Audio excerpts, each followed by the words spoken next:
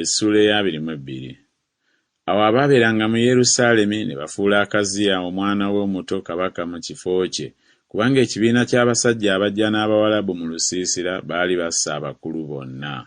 Awo Akaziya mutabani wa Yekolaamu kabaka wa Yuda n'afuga. Akaziya yali yakamaze emyaka 42 bwe yatanula okufuga, n'afugira omwaka gumu mu Yerusaalemi. Ne nnyina erinnya lye yali Asaliya muwala wa Omuli. Era naye n'atambulira mu makubo g'ennyumba ya Akabu, kubanga nnyina ye yamuweereranga okukola obubi. N'akolanga ebyali mu maaso ga Mukama ebibi ng'ennyumba ya Akabu bwe baakolanga, kubanga abo be baamuweereranga kitaawe ng'amaze okufa okumuzikiriza. Era yatambulanga ng'okuteesa kwabwe bwe kwali, n'agenda ne Yekolaamu mutabani wa Akabu kabaka wa Isirayiri okulwana ne Kazayeeri kabaka w'e Busuuli e Lamosugireyaadi. Abasuuli ne bafumita Yolaamu ekiwundu.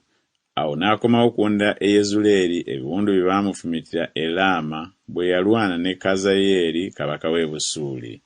Azaliya mutabani wa Yekolaamu kabaka wa Yuda n'aserengeta okulambula Yekolaamu mutabani wa Akabu e Yezuleeri kubanga alwadde. Era okuzikirira kwa Akaziya kwava eri Katonda, kubanga yagenda eri Yolaamu.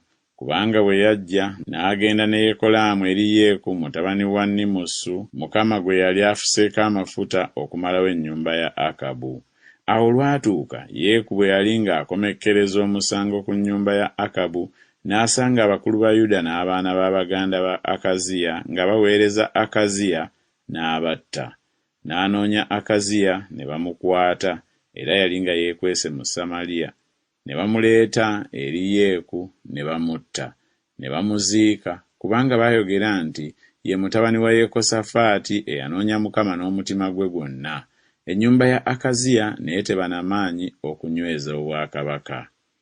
Awo Asaliya nnyina Akaziya bwe yalaba omwana we ng'afudde, n'agolokoka n'azikiriza ezzadde lyonna erya kabaka ery'ennyumba ya Yuda. Naye Yekosabeyaasi muwala wa kabaka n'atwala Yowaasi mutabani wa Akaziya, n'amubba, n'amuggya mu baana ba kabaka abattibwa, n'amuteeka n'omulezi we mu kisenge ekisulibwamu.